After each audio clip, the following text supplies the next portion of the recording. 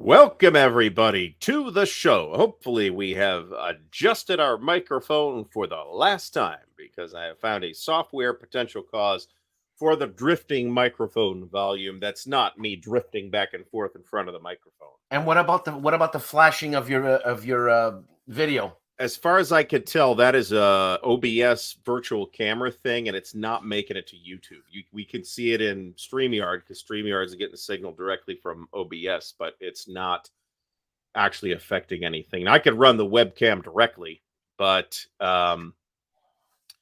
I usually run it through because I don't want to have to change the setting in StreamYard every time. We're usually close to we're usually on time. Let me put it that way. What's the matter with this guy? There are occasions when we haven't been on time, but today is not that day. What's the matter with that guy? Joining me is our intrepid co-host and fellow traveler, Dan the Dancing Man. So we're giving you that strobe light effect to give you epilepsy. So you're welcome. There's West Coast Games. That's Trevor Just. That Why is Trevor did he Just. Change his bloody name so he could have a YouTube channel like us superstars. That's why. Ooh, well, we got Carl Kreider. Carl Kreider from the Wargame Bootcamp, who ran a dynamite demo demo on how to use Vassal at the Armchair Dragoons digital convention over the weekend. So hopefully everybody made it to that, unless you were at some other event. That was an in-person event. And you know what? Let me. There's a meandering Mike here. Mike, I'd like to apologize for not putting in your video. I actually downloaded it, and then a red squirrel came by, and that was that, man. Sorry about that. It was the mushrooms. It was the mushrooms. I can't wait for mushrooms, man. So that's why Meandering Mike is now Meandering Mike instead of just Mike, because nobody could find just Mike on YouTube. Like, where is he? This isn't him. This is a guy talking about power tools. So anyway, Dan's hair is relatively constrained this evening. So our topic tonight is getting old and getting simpler. And the idea, I guess, and I think we've all probably talked to, let's say older folks in the wargaming hobby who have now taken the position that they don't have time for complicated games anymore, so they want simpler games. And I certainly know some of those people. I don't play with them, but I know some of those people. I just, of course, I do sometimes play with them when they're playing a game that is to everybody's tastes that's there. But I played with some of those people at Game Fest last year, and everybody had a fine time. But we weren't playing, at least that game, we weren't playing OCS either. So I mean, is this a thing that we can sympathize with as wargamers, or at least as folks getting older, right? I mean, I certainly like feel the reduced bandwidth that I have now to deal with this stuff that I did 10 years ago, right? But at the same time, I like complicated games. I tend to lean into complicated games, right? So, you know, you don't look like a guy to me that's going to be an old fart and playing little stupid games. You seem to be like one of those grognards that's going to go full force. Well, that's pretty much the way where I'm pointing myself. So I think there's a couple different ways to approach this, though, right? Maybe you don't have the bandwidth to like learn a whole new complicated system anymore, and okay, but you can do it. You can deal with that in a couple of different ways, right? You can say, I'm not going to deal with this, and I'm going to just play simple games, or simpler games, or what I'm kind of trying to do, and I'm kind of following in the footsteps of other folks I know, which is to just try and focus a little better and maybe learn systems where I can carry that rules knowledge over to the next game, right? That seems attractive. So in that sense, maybe now is a good time to get into Labatt before I run out of brain cells. You know what I'm saying? Might not be able to learn Labatt in 5 years time. You're one of those guys that's probably going to live to be 99 without any diapers, still be able to wipe yourself, and you're probably still going to be able to read and reason. We'll see. We'll see. As long as I can do that, even if I can't wipe my ass, it'll be okay. Yes, this is true, actually. If we've probably also known, or worked with people that retired and then were like dead within a year, perfectly healthy person dead within a year because they didn't have anything to do. Yeah. Because their job was their life and that was it, and that their job's over. So their life's over. So they're just going to drop dead now. I feel like that's not a danger that wargamers really need to worry about, right? I look forward to retirement so I can play ASL finally. You know what I'm saying? You look for well, when you gonna retire, man? Oh, I'm 15 years out. You got a good job with a pension? Nobody has pensions anymore unless you work Oh for my government or God. for certain unions. Pensions are not a thing that you have. So the Really? American policy is retire. Good luck. Best Oh of luck my to you. God. So Oh my God. the Social Security, of course, nobody can actually live on. But like, you know, you're on your own on this, right? I got a 401k, doesn't have as much money in it as it's supposed to. It has quite a lot less money in it than it did 4 years ago. But you know, there's that. So Look at that. Alexandre Fontaine Rousseau. Alexandre, d'où viens-tu? he's from Wisconsin. I don't actually know that. Is there a lot of Frenchmen in Wisconsin? I have no idea. There is actually a decent French speaking population in like parts of New England. I can tell you that. You know, man, if things would have been different, the States would have been French, okay? They'd have had to be pretty different. When you look at things like the French and Indian War, the population differential between British Canadian colonists and French colonists in what would have, you know, one day be Canada, was the difference was pretty stark. The British had an order of magnitude plus more people in British Canada than were in French Canada, which is part of the reason why the French leaned on their Native American allies. So yeah, I mean, French Canada is not that big. It's basically what?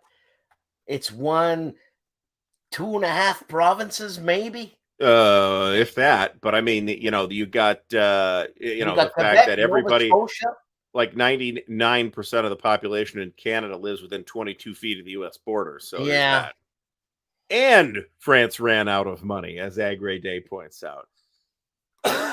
Ruinous ancien regime fiscal policy had dating back to, you know, probably pre-Louis XIV had boned the French treasury very badly. This was one of the primary causes of the French Revolution because their government was broke.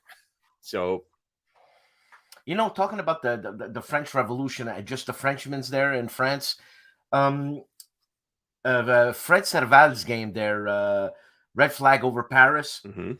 Man, I didn't know about that topic. What an interesting topic that isn't that far away from us historically. No, very, and it links right into a topic that any wargamer should be at least superficially familiar with, which is the Franco-Prussian War, too. That's right? Unbelievable. Unbelievable. Well, I could guarantee we here in the American educational system did not hear a damn thing about the Paris Commune. I mean, there's a different Paris Commune that happens during the French Revolution, too. Right. But the Paris Commune that Fred's talking about was where the Commune actually takes over Paris in the wake of French catastrophe in the Franco-Prussian War, and you know what, keeps hold of the city for some time. I knew about it, but only because I had listened to the Revolutions podcast, which has a whole season on the Paris Commune, which I haven't gotten to yet. I'm still in the Haitian Revolution and pretty close to the end of that. You know what freaks me out about stuff like that and the American Civil War, like Sherman burning Atlanta. Atlanta was Sherman didn't personally burn it. He did not personally run around with the torches set in haystacks. Right. But I'm just saying. I mean, Paris was a cosmopolitan hub, man. Things were happening in Paris at that time, and Atlanta was a bloody city. Paris, I almost said Poland for some reason. Paris was a major metropolitan center well back into the Middle Ages. So bloody hell, and Christ, in the 1800s, these guys rise up and the blasting the hell out of Paris. Unbelievable. Oh yeah, I mean it's a really interesting, and if you get into like I said, the Revolutions podcast has been my vehicle for learning about this stuff, which it's very much a political history. You don't get nearly as much on the military stuff. He's liable to sum up the military stuff as in a line like, and then Napoleon III got himself captured. CARROLL has received Der Festung Hamburg and Next War Poland. and Twilight Struggle Red Sea. I did not order any of those things. I should, however, have bought Next War Supplement number 3. And of course, I have the previous printing of Next War Poland. Doug Sunsets is, of course, correct. The French had been interfering in German affairs for some time. And that stretches back to well before the French Revolution. So the Frenchmen were poking the bear all the time. That would be the Russians. The bear would be the Russians. Right? You know what I'm saying? For God's sake. I'm just saying. So, well, I mean, there was no. Remember that we didn't have a unified Germany until after the Franco-Prussian War, or the end of the Franco-Prussian War. Right. Depending on where you want to draw that exact line. So why was France such a shit disturber? Napoleon's gone. Well, they're the most powerful country on the continent, right? So that's why they, you know, and Louis XIV may in fact have been an egomaniac. He got them involved in a bunch of different wars. And the same reason the British kept getting involved in continental wars, right? Because they want to maintain the balance of power, except favorable to them. And generally the British came out ahead in this particular equation. So oh yeah. Look at this. Look at that. Look at that. I had a great interview with a nice guy, Jerry White. What a nice guy. I'm confused. I thought Jeremy White and Jerry White were two different Whites. It's Jerry White. I mean, I figured it out after some time, but now I know that they are in fact the same person. And since I'm buddies with the guy, I call him Jer. Jer. That is very familiar of you. Yeah, it was a great interview. But yeah, getting older, playing games, man. Yeah, Artie, I don't see you getting simpler as you're getting older. Like I don't either. I don't think I will. But like I said, I might stop learning new systems and just keep playing OCS and La Bataille and BCS and whatever else I already know, right? So yeah. And that's just another way to approach that same thing of, you know, everybody's got less time now too, right? So there's that. I don't see myself getting more complex than maybe Combat Commander. Combat Commander's pretty easy. Yeah, that's what I mean. The GMT 1 to 9. I wonder what GMT says it is. I'm gonna find out. Well, it can't be more than a 5. I'd probably put it at about a 5. I can tell you that. So Combat Commander Europe, 5th printing. I would say a low 5. Is rated at, it's not on the webpage. So it's not on the web. I don't see it anyway. Come on. No, I'd say it's about a 5. I mean, I'd say, you know, there's a little bit of granularity you can squeeze out of that, but I'd say it's about a 5. I don't think it's an incredibly simple game, but it's certainly not particularly complicated. No, I mean, if you look at the rule book, well, how many pages is the rule book? Not that this is a direct correlation to how complicated a game is. There's games with 24-page rule books that are really complicated. I will say that, and I'm on record, I think pretty firmly, as I'm not a fan of Combat Commander. However, the rule book is excellent. It's a very well put together rule book, and it's 24 pages. So. And you know what, Artie? It's funny. It's funny that, okay, so you're not a fan of Combat Commander. That's fine. But a lot of people, a lot of military people say that is a game which simulates war as really good. Okay. And I am not discounting their experience. Right. But I do not have that experience. So I'm talking about it from a strictly game design standpoint. First of all, it's kind of limited as far as what it covers. Another way to put that is that it's very focused in its scope. Okay. It's infantry actions, right? There's armor rules that are just so abstract that I would have just left them out. I feel like it de-protagonizes the player. I think it removes too much player agency. And to some extent, that's good. A player should not have. And in fact, I look for games in which there are limits on player agency, to the point where I probably am not going to play a game if there's no limits on player agency. But I think that there's a balance to be struck there. And I think combat, for me at least, Combat Commander falls too far into the space of deprotagonizing the player, and it to the point where you're just discarding cards and then discarding more cards, and I'm not a fan. So, you know, Charles Latora, I'm 10 years younger than you are. I'm 58, and I'm starting to break down. How much more does it break down at 68? Just a question. For God's sakes, man. arrived today, William Aaron's. So it's a magazine game. It can't be that complicated. I have literally, this is the first time I am opening the incredibly tight baggie that the folks at Against the Odds put these things in. And you get like a ton of postcard games too. Here's the Omaha Beach postcard game, for example. It's pretty nice postcard stock, actually. So this is a very interesting looking game. There's been a lot of coverage on it lately because they did a Kickstarter to do a new edition. And it's a John Prados game, and John Prados passed away, and there's that, and it's got some card driven elements to it that I don't know how that works yet. Nor do I know how I'm going to store this thing. So haven't come up with a 3D printed solution for storing magazine games yet, but it may happen. Yeah, I don't know. I mean, it's a magazine game. How complicated can it be, right?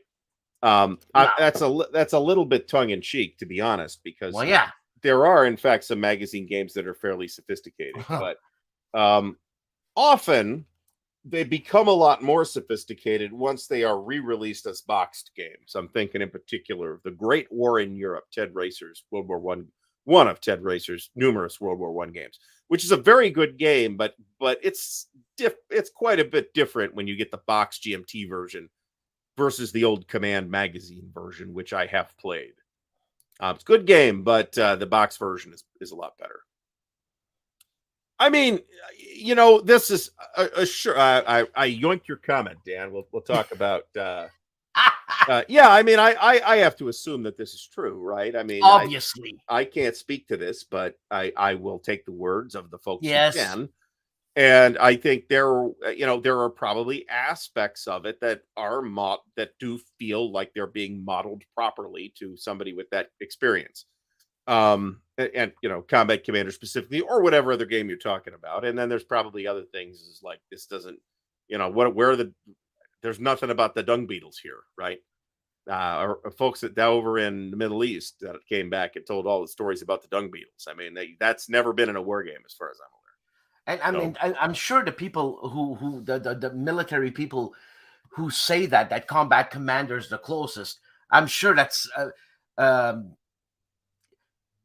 sources what am say. I trying to say here, Artie? What am I trying to say here? I don't know. What are you trying to say? I'm trying to say that they're just saying, for God's sakes, I don't have the words. What I'm trying to say is that I'm sure the person or the people who say this don't actually mean that this is as close as you can get that combat simulation. They're just saying that it's probably one of the games that simulates combat most at of those a people, minimal level of reality, maybe. I mean, most of those folks probably don't live in Detroit, so that's almost certainly true. But I am sure that when one hears a statement like that, that is not what is meant. So no, yeah, no, and the thing is, being in battle. Look, nothing compares to being in battle except being in battle.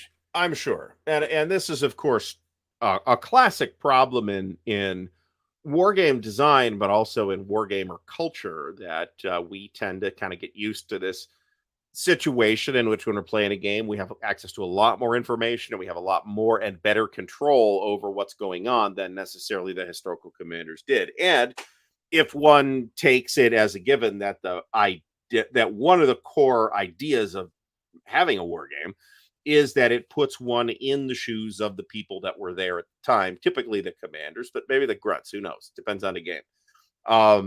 Then most war games don't necessarily do a good job at that, at least at kind of giving you the entire picture, because we have too much information.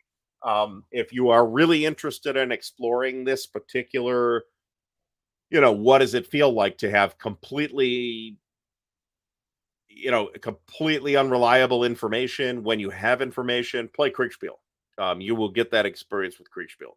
The trouble is that it's difficult to mechanize that in a game that's not a refereed game, right? And that's why a lot of the professional war games end up being refereed games. The vast majority of them are. So, Jeffrey Wesovich, good way to put it. War games depict military decision making and not war. Somebody said, "What's that?" What does it mean? Jeff's next comment, he says counterfactual history. Should counterfactual history is just history is history that doesn't follow the path of actual history, right? I mean, it's somewhat. This is, of course, a thing that comes up relatively frequently, and all war games are counterfactual games at some level, right? They're allowing you to change the outcome in some way, and maybe not just the outcome, but maybe the routes that history took to get there, right? So in that sense, as much as I like to make fun of alternate history games, to some extent, they're all alternate history games, and that's a thing that's kind of vacuously true, right? No war game that I've ever seen is so scripted that it just follows all the historical beats, and that's the end of it. But and if there was such a thing, why would you want to play it? You might as well read a book about Gettysburg or watch a movie about Gettysburg or whatever. So, yeah. So Andrew says that no game simulates ground warfare command, and he's been on the ground, so I will take his word for that. And I find that statement completely believable. Yeah, I understand. This is a good point too. Nobody. So one of this came up on Twitter. I forget. It might have been Clint Davey that asked this question on Twitter. He framed it as a question. It's like, hey, here's some elements of warfare that are traditionally left out of war games. And command control was one of those things. And I think that's a lot less true than it used to be. Most interesting war games now, at least, hand wave at some notion of having, command control represented in the model. But one of those things was like staff work. And that's definitely true. No war game really depicts any staff work, and unless it's one of those, except maybe Campaign for North Africa, right? Where you're maybe a Jerry White game, individual jerry cans. I don't know. I think Jeremy White game, whatever his name is. So the games I have of his are the Enemy Coast Ahead games, plus Atlantic Chase, and those games are relatively straightforward. The Enemy Coast Ahead games are not simple, but they're very procedural and well structured, such that you can just kind of walk through the scenarios and learn as you go and be gradually introduced to new concepts. And then after you've played the campaign, I guess my question is, do you want to play it again? How much replay value does those campaigns in that game have? I'm not sure. I haven't played all the way through in either of them. But I will tell you this: whenever he does another one of those, I'll be delighted to buy it. So,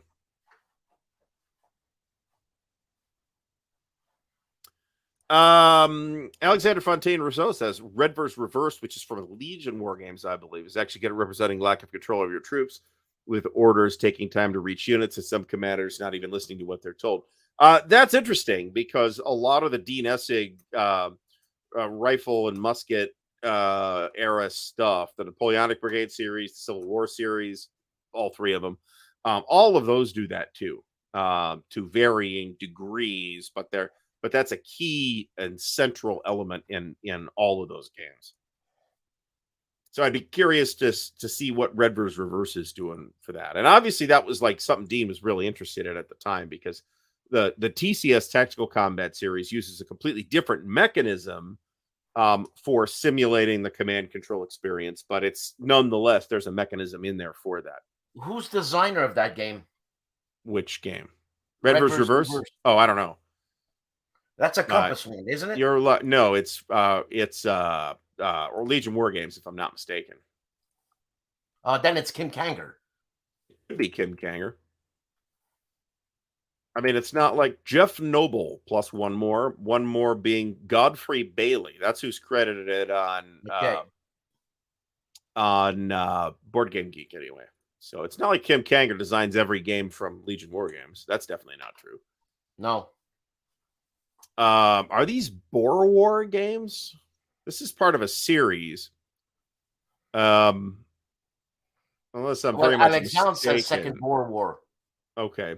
Yeah, I'm just pulling that based on the date.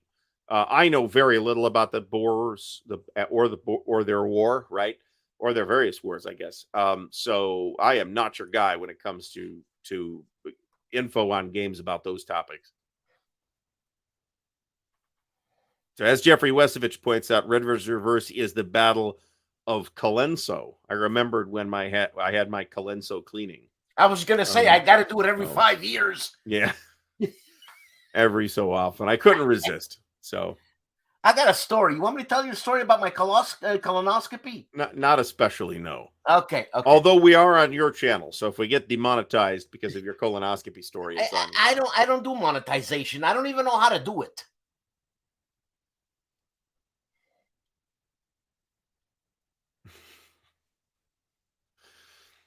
And this is true. I mean, they relied on couriers, in some cases carrier pigeons, actually, to transmit orders. Not necessarily Napoleonic, but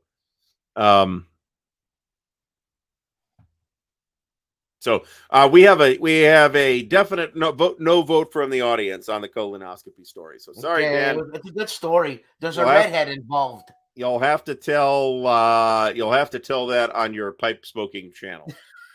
No colon stories.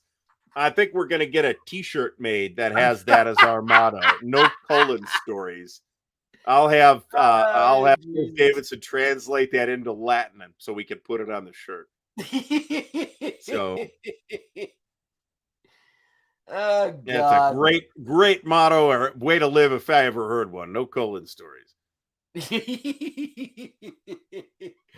No semicolon. Doug says no semicolon stories either, so we're not allowed to talk about grammar either. So anyway, but yeah, I mean, like I said, I would be remiss if I didn't admit that I just feel like I have a little less time and a little less energy now to deal with big complicated rule sets. But that's still my preference, and I'm kind of committed to sticking with it till the bitter end, right? So every single comment is now about the colon. So thank you, Dan. Although I guess I brought it up, so I can't blame you for that 100%, only like 92%. So but Funny. So what's the most complicated game you're like interested in playing or thinking of playing? You're talking about me, right? Yeah. You know what? I would personally, I would love to play games like Pacific War because I'd love to get into Mark Herman, into the artistic mind. The most complicated one, Jesus, Artie, I don't know, maybe SPQR. That's not incredibly complicated. No?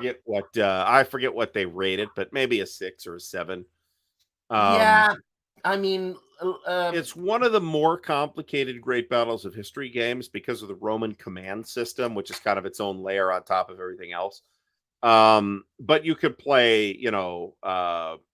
Great Battles of Alexander, and it's a bit more straightforward of a game, for example, because you don't have to deal with the somewhat complicated Roman command system. But I don't think it's particularly complicated. I think people could generally handle it. But it's also got all those games, at least the older ones, have kind of old-fashioned written rules. Not the easiest rule books to parse, although I certainly am not saying that they're bad rule books. Generations of people have figured out how to play that game. Artie, right now. you're talking to a guy who has trouble reading because his eyeballs go all over the place, and I got to read the same sentence 27 times, and I still don't know what the hell it's saying. I'm going to tell you the dirty little secret here, Dan. You don't need to read the rule book to learn a game. That's true. You just need to find somebody who can teach it to you. And in fact, that's generally a better way to learn the game. Yeah, no, you're right. You're right. If you have so you start. I'm going to learn Third World War from Compass. Okay, And I have never played it before. I have no idea. I bought it. It sounds cool. I'm going to start reading the rule book. So on day one, minute one, here I am reading the rule book. What is going to be the most effective pedagogical technique for you to learn that game? Sitting down and reading the rule book, or having somebody who knows what they're doing and you're actually moving pieces and doing stuff. Yeah, that's better. There are people who can just read a rule book and absorb the rules from that. I've never been able to do that. I'm always terrible at that. What I do is I start playing, screw things up, look stuff up, and then I read the rules. And to me, that's more effective, because that way I can let the rules reading kind of fill in the gaps. And in the meantime, all I've really done is skim the rule book and look things up as I go. Now, is that the fastest way to learn a game? No, probably not. See, I would need a guy like Carl Kreider to teach me something, because one, he's patient. He understands lack of focus. As a matter of fact, I remember learning Combat Commander with Carl Paradis. And Carl Paradis is one of these smart guys. He doesn't suffer fools. And it's like, what, you don't understand? It means this and this and that. And to him, it's very clear. What? Go on. Pray continue.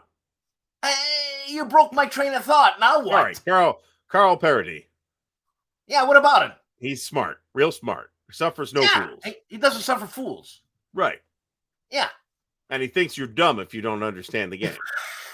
I mean, that was where you were going with this, right? Carl thinks you are dumb. That's the way I felt. It's like he's explaining stuff to me, and I'm looking at him like a deer in the headlights. And it's like, what?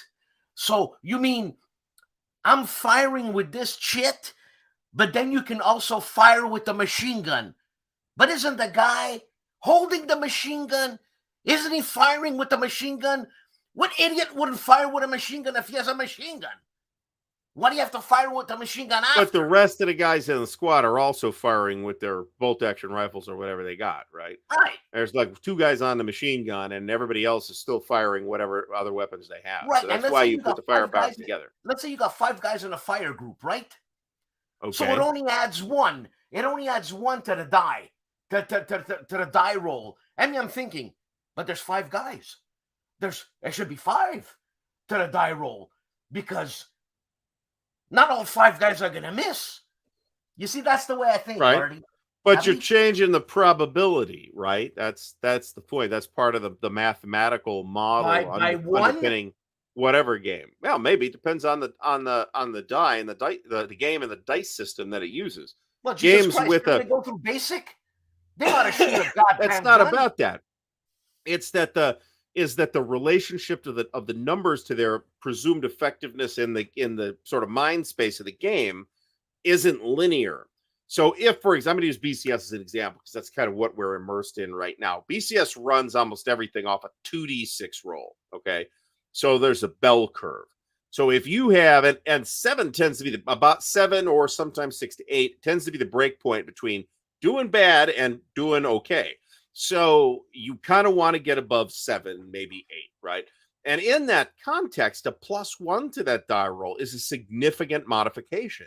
So what are you going to do? You got 300 guys in a battalion. You're going to add 300 to the die roll because you got 300 guys in a battalion. That's right, not correct. Right. So there's a mathematical model behind any of these games. It's often in each individual mechanic, and that the results have to make sense with the probabilities, and the designer has to bear what is probably going to happen given different situations and different sets of DRMs and so forth.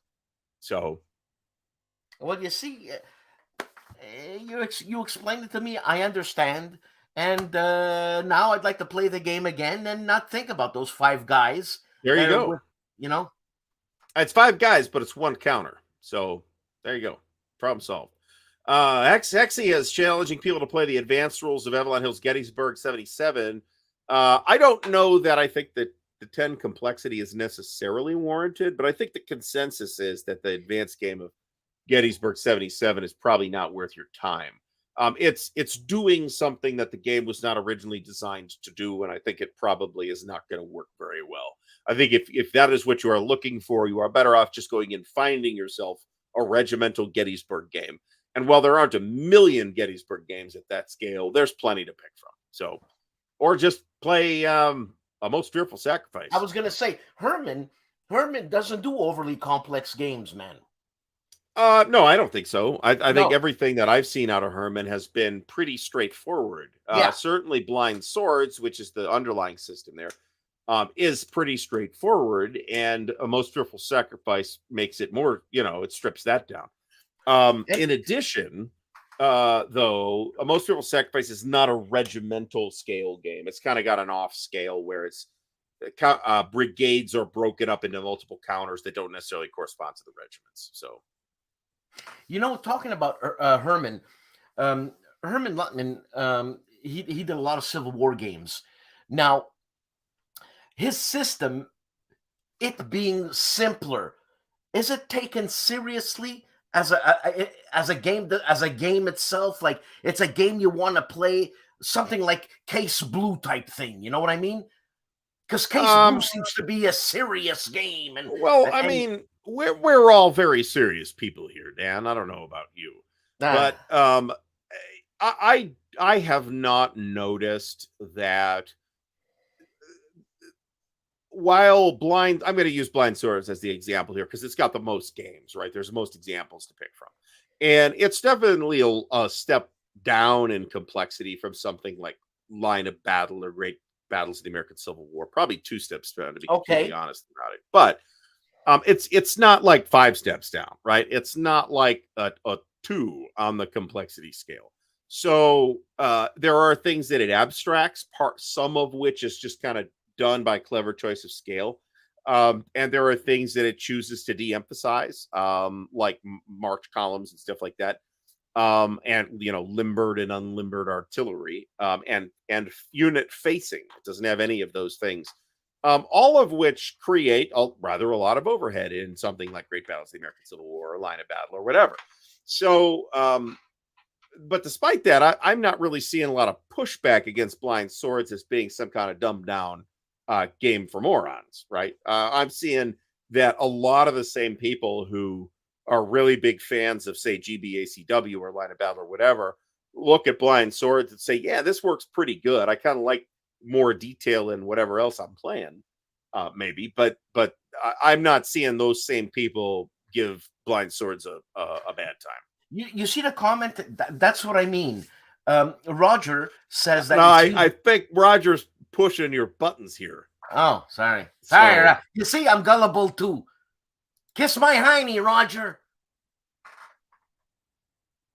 So Doug, I'm not speaking to Doug's experience here, but the term that he uses here, false precision, is a thing that a designer at least ought to think about, and maybe sometimes a player too. Is the game giving you the impression that it is a more accurate or realistic, if you want to use that word, model of the situation than it really is, right? And frankly, to some extent, that's probably a desirable trait in a design. I'd rather be fooled, right, and think that this simulation has given me like a lot of really good information about the factors and the decisions that are relevant to this particular topic. And if maybe that's not true, maybe that's something I don't necessarily want to know. But as wargamers, we should probably know that sometimes that level of precision is kind of lost in the significant figures. You know what I'm saying? I can give you Dan, this is a point. This is 0.031 Canadian dollars. Well, the 0.001 you don't care about because you don't track tenths of a Canadian penny. Right. So, and I think certainly a lot of I've heard the term realism thrown around a lot in the ASL group, and there's some significant historical simulation issues with ASL. Let's put it that way. But maybe I think it's okay for the players of that game to not particularly care. Now, if they get in an argument with somebody who's an actual technical expert on something that's depicted in the game, that's a little different. Then they're on their own.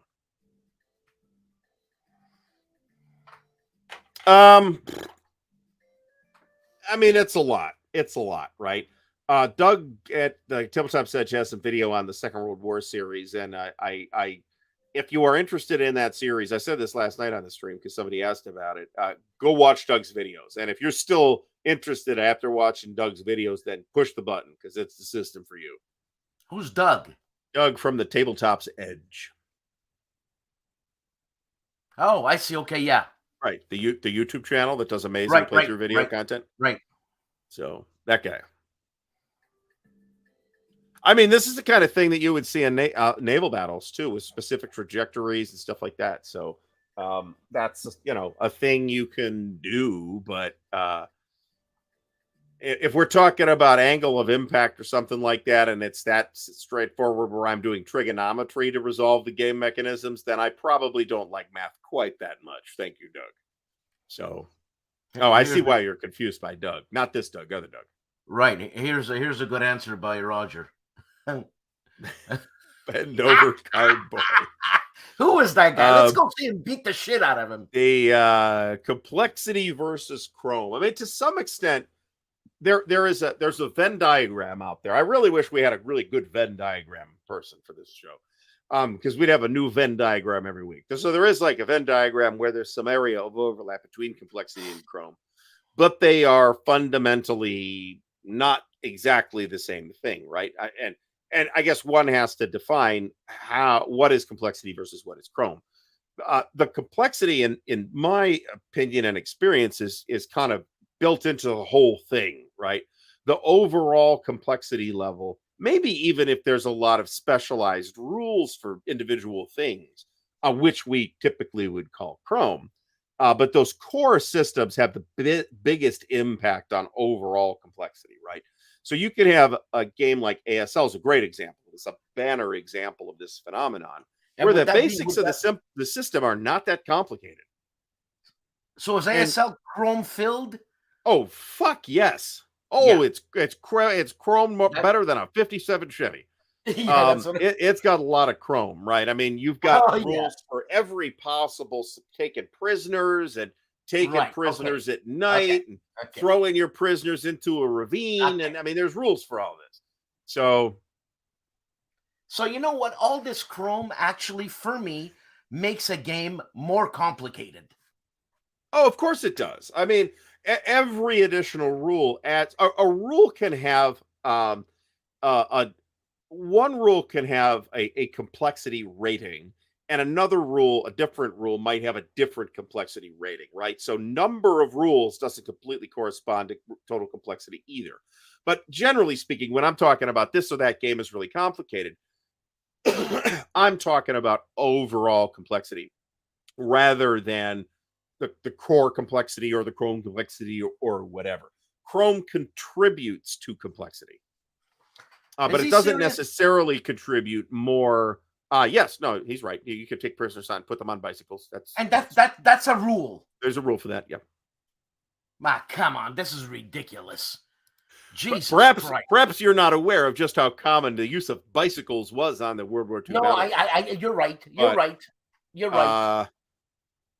I think this is a very true statement. SFB is not as complicated as people think it is. What's SFB? A lot of the Starfleet battles, a lot of the complexity comes from the Chrome rules of all the, over the decades that things been around. They've added new alien races, every one of which has their own special weapons and their own special ship doodads and all this other stuff. So if you're just playing like Federation versus Klingons, one ship on one ship, I could teach somebody to play Starfleet battles in an hour. It's at that level of complexity, it's not that complicated. And neither is ASL. If you just got like 3 infantry squads versus 3 infantry squads and a leader and a support weapon, I could teach you to play that in an hour, no problem. But then you start getting into, well, this is a night battle, and this one happens in the snow. And this one, the buildings can catch fire. I mean, and there's rules for all this, right? So, Mike Berticelli, welcome back to the stream. Thanks for stopping by. Writing the rules for Wolfpack, which I'm hearing real good things about. That kills me. I mean, you think we're making fun of ASL by coming up with all these ludicrous rules, by taking prisoners on bicycles and then throwing them bicycle and all into the ravine. But no. But I mean, what would be involved in a rule about taking prisoners on a bicycle? what scenario not every scenario uses every rules, right? And in many scenarios there are no bicycles, so it might not come up. But on that rare occasion when you have a scenario with both prisoners and bicycles and ravines, you might use this rule. So maybe they're paradropped bicycles too. Maybe the Allies dropped some emergency bicycles to the 82nd Airborne. In Barbarossa, was there a lot of bicycles? Not really, no, because on the East Front, no, because they didn't have roads. I'm oversimplifying, but the road net. One of the reasons why you saw a lot of that on the West Front was there's a very well developed road network. Christ. In Russia, their road network was less well developed, so we saw a lot less of guys on bicycles. So Jesus Christ. Unbelievable. HB, you want to see my hair? There's my hair, man. Yeah, this is my Henry Mike's exactly right. But if you're not playing with any of those races, who cares? You're not gonna need to know that. So, it's a very the games are not similar in any meaningful way. The parallels between like structure and complexity between ASL and Starfleet battles correspond very closely. What's Mike saying here? What cave rules? Cave rules, the infamous ASL rules for caves fighting. Oh no, but that I understand because man, if you go to Okinawa and all that shit, you know what I'm saying? Well, that's just because you've heard that story, right? What story? The stories about the guys that hold up in the caves in Okinawa or wherever, right? So, but yeah, there's rules for those, and everybody hates the cave rules actually. So that's what Mike's referring to here. Even the hardcore ASL people hate the cave rules. And I'm sure there's different rules for guns and their accuracy. Well, I mean, depends on the game, right? Maybe that's not important. However, in something like Great Battles of the American Civil War, where you have these units are armed with muskets, and these units are armed with rifles, and these units are armed with blunderbusses, and it does. And these units are armed with Sharps repeating rifles. Yeah. Then there's a table for that tells you here's the weapon code for the unit, and this is the line that you roll on, right? Yes, John Longshore, the GCACW. I'm gonna edit it. I want to edit it, so it's just probably gonna be next week, but I will post that video. Eric Hansen stopped ASL when he discovered Conflict of Heroes. I will tell you that having played Conflict of Heroes, I decided I was sticking with ASL. That's a personal decision of mine. It is more closely aligned to my tastes. Nothing wrong with Conflict of Heroes as such. There's no connection there. Eric, no, they're both squad apples level. And oranges. They're both squad. No, they're like apples and green apples. I mean, they're both squad level World War II tactical games. Really? There's a very close correspondence. Now, mechanically, they're not particularly similar, but that's just the whoever designed Conflict of Heroes decided we really don't want this to turn into ASL. Whereas whoever is in charge of Lock and Load Tactical, for example, didn't mind it turning into a little bit like ASL. And I mean that in a good way, actually. I like Lock and Load Tactical. You know what? Lock and Load Tactical makes sense to me. Makes sense to me. There you go. I have, struggled with this. Not struggled is probably the wrong word, but kind of accepted unconditionally that I just didn't like certain types of war games. And for a long time. And I think in the last year or two, I think I finally hit on the realization that I'm really not into tactical games, like super tactical games, like squad level tactical games, platoon level World War II games. As close to tactical as I get is probably regimental level for the Civil War, and we'll see how what kind of liking I take the battalion level in Napoleonics. Artie, Uva wasn't in great shape to do the show this week. Funny you should mention that. Is it possible to bring him in next week? Is that cool with you? Whenever, yeah, just let me know that he's coming so we can plan on that. That's all. Okay, he's coming. All right. Well, great. And then let me know if he's coming. So happy to have Uva on whenever he wants. I don't know where in Ohio they are, but they're probably not too far from here. I thought he was in Germany. He's in Ohio. It's the same thing as Germany, Ohio. No, it's not even the good parts of Ohio where you have the Geta, which is not the part I live in, by the way. Like, Doug's right. Some small rule books are way more complicated, and in some cases, maybe those small rule books should have been less small rule books, right? Maybe that 9-page rule book should have really been a 32-page rule book. yeah, absolutely. I know What's what presenting the challenge, right? Now, there's going to be there's an art to rules writing that we historically in the wargaming hobby or industry, if you want, have really not been especially good at, to be honest. As Doug will tell you, and he's mentioned many times, it is fundamentally rulebook writing is fundamentally technical writing, and almost nobody that writes rules in gaming, not just wargaming, is a trained technical writer or has any experience with technical writing or any particular knack for technical writing.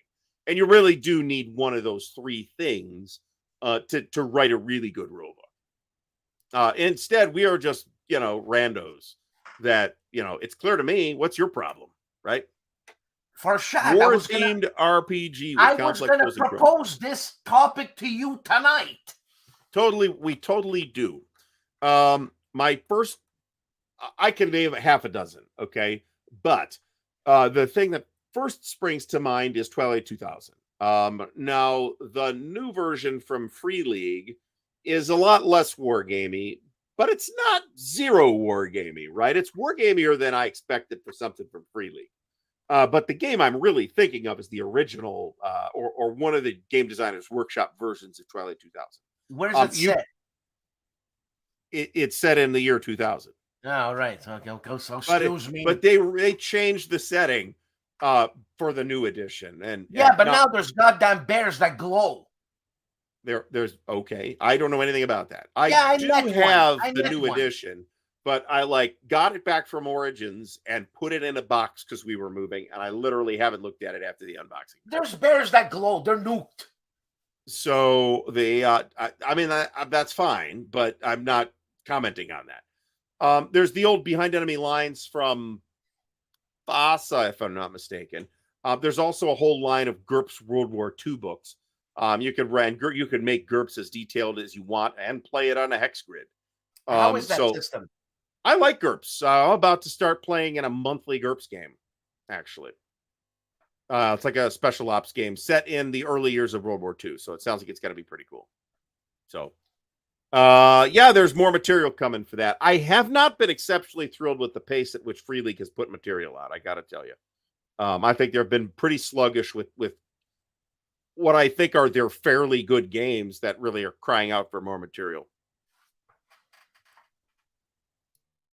So I don't know. This is, of course, the mysterious masked man ABHB.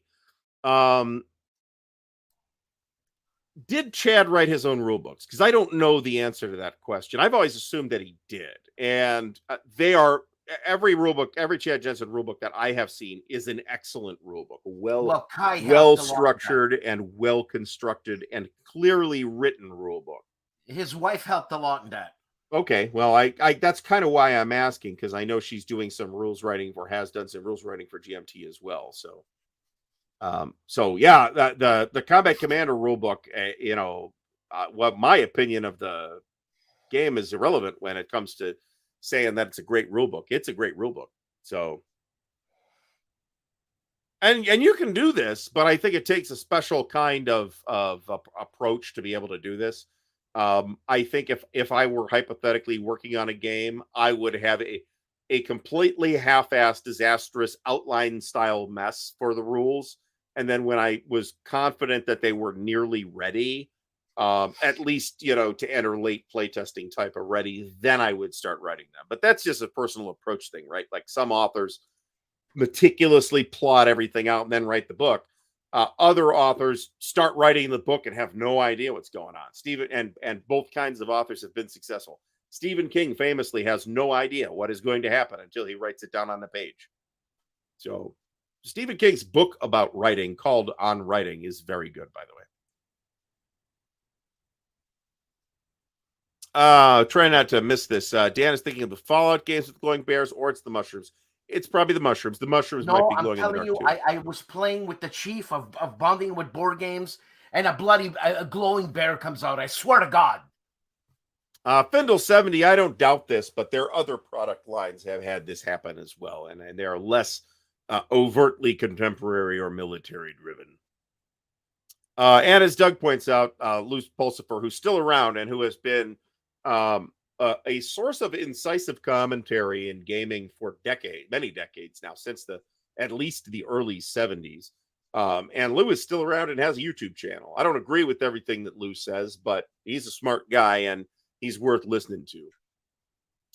The Mysterious Masked Man, HB, if indeed that is his real name, asks, what is your personal approach to rules would be? And what do you mean by my personal approach? Which rule If book? you were writing a game, how do you think you would write the I rule would write book? it like Jerry White.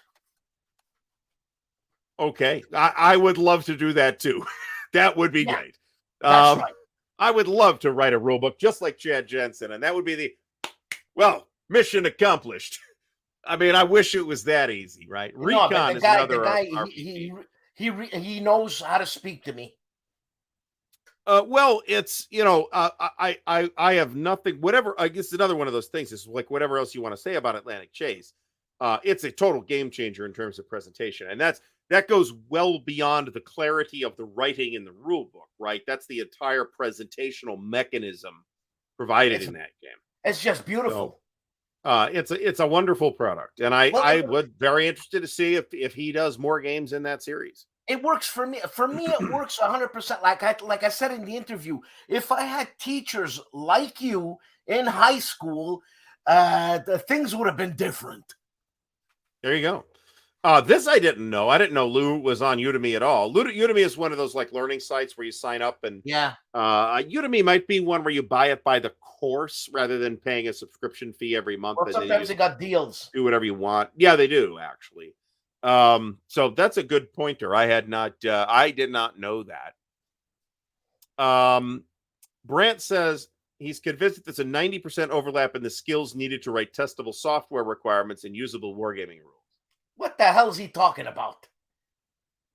I agree, but I would consider those to be basic communication skills, but which are lacking often in the people. So he's not talking about writing software programs. He's talking about writing the requirements to which the software engineers construct their programs. And a lot of times those technical documents are made of bullshit. Brent, can you speak He's right about that. Brent, speak human, for God's sakes. Well, the trouble with Phoenix Command is good luck finding it, for one thing. And it's a lot less tactical. Doug mentioned the word false detail or something like that. And I think Phoenix Command is a fabulous example of that. There's like huge areas of that space that just ignores for the sake of calculating precise bullet impacts and blow through and that kind of thing. So no thanks. Look at this, huh? Speak Canadian. We got to learn how to speak Canadian. Hey, listen, HP. Give me a break. Look at this. Serious HP. Huh? What's going to happen to ASL? It's not, though. I even told Jerry, Artie, I even told Jerry the guy's a shit disturber for writing rules like that. So ASL is not a traditionally written rule book, though. It's actually a bad example of this. ASL, and they like say this, and there have been a number of other games that are constructed this way, and generally speaking, they are really bad rule books when you're trying to learn the game from the rule book. And if it's a complicated game like ASL or a World at War or D&D, it can be very difficult to learn the game from the rule book, particularly if it leaves out key information. But those rule books, all three of those rule books for those games I just mentioned, are designed, and I'm talking about second edition AD&D, by the way, are designed as references, not as teaching manuals. That's important. The assumption in all three cases was always that you either already know how to play, and we're just catching you up to speed on the new edition and its new idiosyncrasies, or you have a skilled, experienced person already to learn the game from. That is the assumption when that kind of rule book appears. And most rules writers don't even ask that question, to be honest about it. But if they do, they land on the other side and say to themselves, no, we really wanted people to be able to learn the game by reading a rule book. Christ. Yes, paging ID gesture to the red courtesy phone.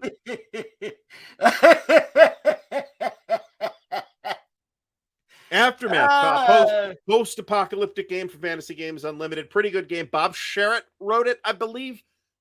Pretty good game. It's a little less Mad Max than I thought it was going to be. Let me put it that way. I kind of wanted more Mad Max, and it was a little more Gamma World than I was looking for.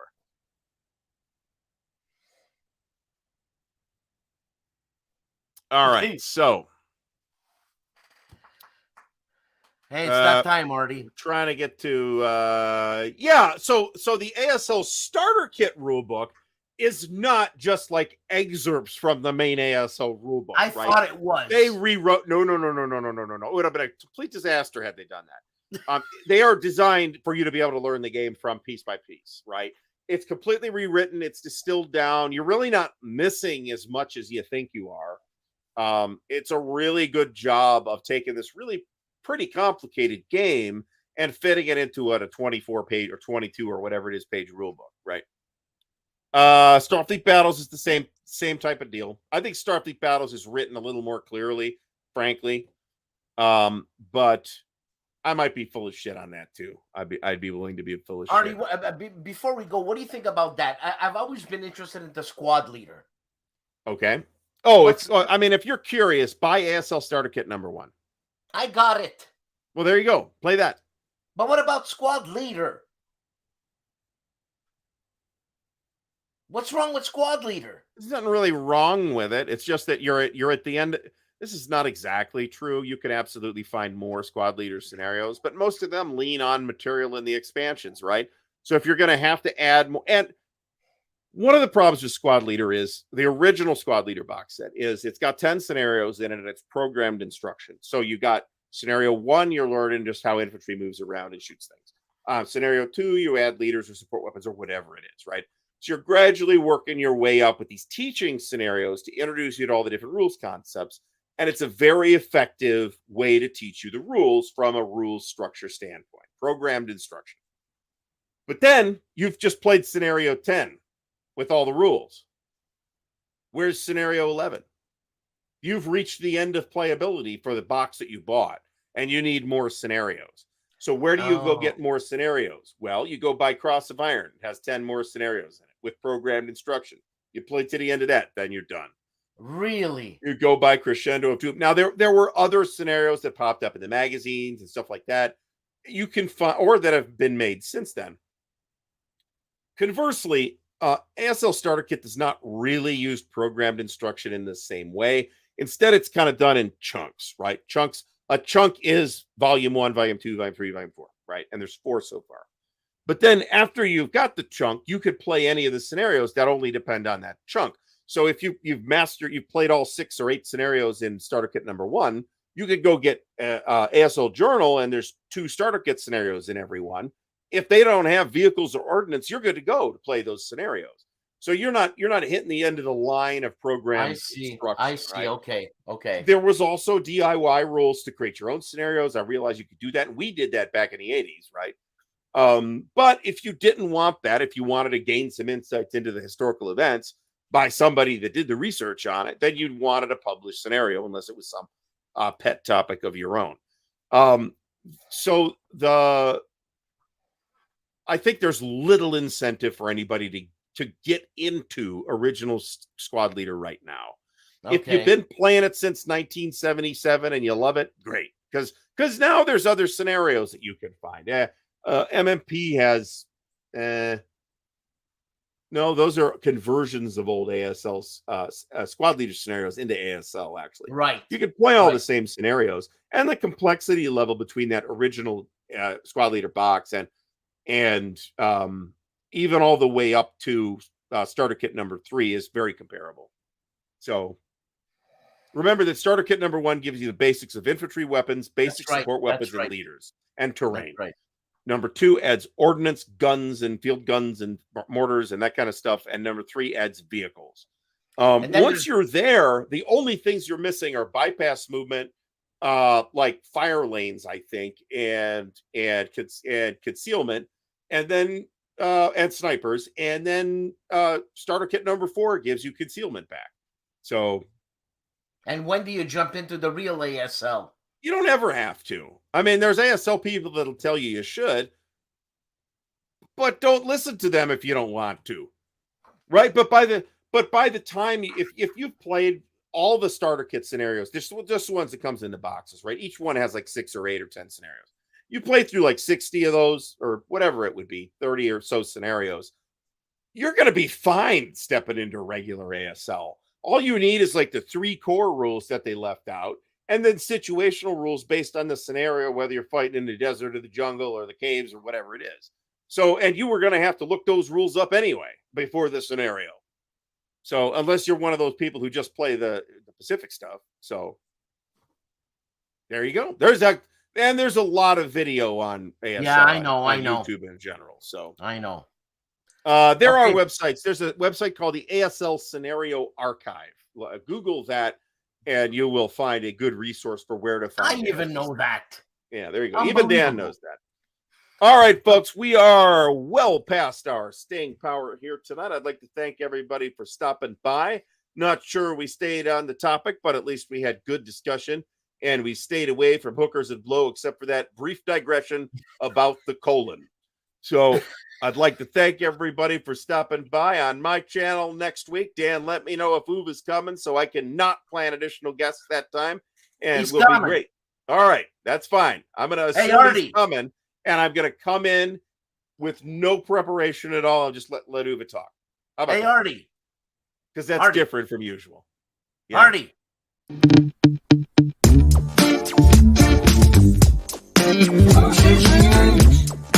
move. Big win. The moose is loose. Big move. Big win. The moose is loose.